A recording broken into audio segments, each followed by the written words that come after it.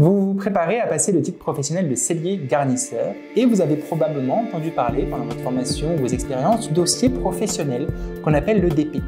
C'est un document incontournable qui va servir pour valider vos compétences. C'est un document qui sert d'appui pendant l'échange avec les jurys qui sont mandatés par le ministère du Travail. Alors comment le rédiger? Comment est-ce qu'on s'y prend? Combien d'activités il faut? Comment est-ce qu'on fait pour briller lors de l'entretien final avec le jury? Premièrement, le dossier professionnel, c'est bien plus qu'un simple document. Ce n'est pas juste une formalité. Il s'agit de démontrer d'une présentation détaillée de vos expériences, de vos compétences et de votre savoir-faire. Pour beaucoup d'apprenants, cette tâche peut sembler complexe, surtout lorsqu'il s'agit de bien structurer le contenu et d'illustrer avec des exemples concrets et avec des annexes. Il faut se baser sur vos expériences professionnelles en entreprise. Si vous n'en avez pas eu, vous pouvez utiliser les périodes de formation que vous avez faites. Mais effectivement, on a beaucoup d'apprenants qui ne voient pas l'ensemble, l'entièreté du titre lorsqu'ils font leur stage, leur période pratique. Donc, il est tout à fait possible d'illustrer ces compétences avec ce que vous avez appris pendant votre formation. Il vous suffira de décrire les compétences et les activités comme si vous les aviez réalisées en entreprise, sans mentir pour autant.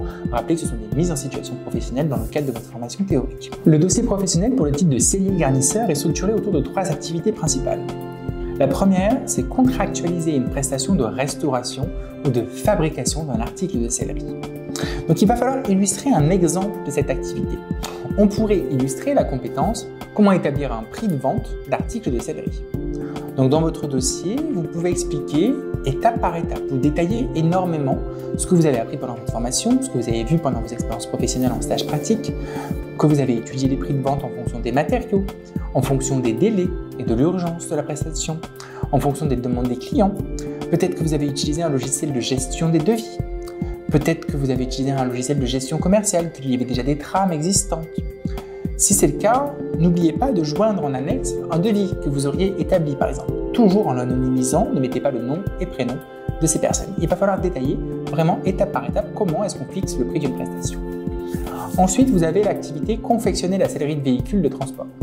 Donc sur cette activité, je prends la compétence piquer à la machine des éléments d'articles de sellerie de véhicules de transport. Piquer à la machine. Alors déjà, ça veut dire quelle machine? Quel véhicule de transport? Décrivez comment vous avez utilisé la machine à coudre industrielle. Il y en a plusieurs. Vous pouvez prendre une Singer ou n'importe laquelle, celle que vous avez vraiment utilisée bien sûr. Comment est-ce que vous avez assemblé les différents tissus? Quels étaient ces tissus? Quelles étaient les garnitures?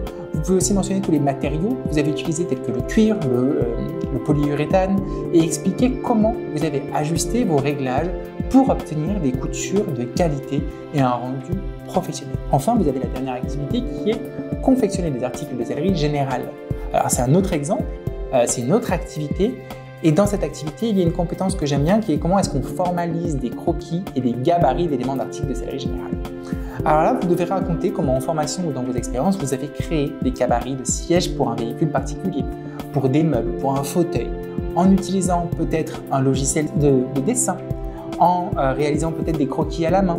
N'oubliez pas d'ajouter tous ces éléments qui vont montrer au jury que vous savez le faire.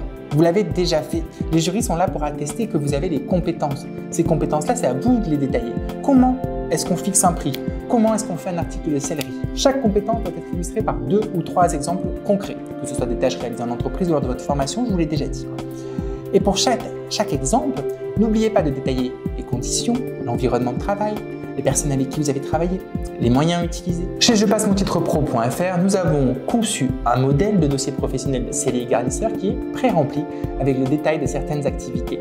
Il est complet, il sera bien sûr à adapter à vos expériences et à votre formation parce qu'on sait que rédiger ce dossier peut être un véritable défi. C'est pourquoi on a conçu ce modèle de dossier professionnel pré-rempli, entièrement personnalisable bien sûr, directement depuis un document Word. Ce modèle va vous guider dans la rédaction, va vous permettre de ne pas commencer sur une page blanche, mais de vous offrir une structure claire, tout en vous permettant de l'adapter à votre propre parcours. Je vous souhaite un bon courage dans la rédaction de ce dossier professionnel. Je sais que c'est une étape importante pour votre examen, mais ça va bien se passer, j'en suis convaincu.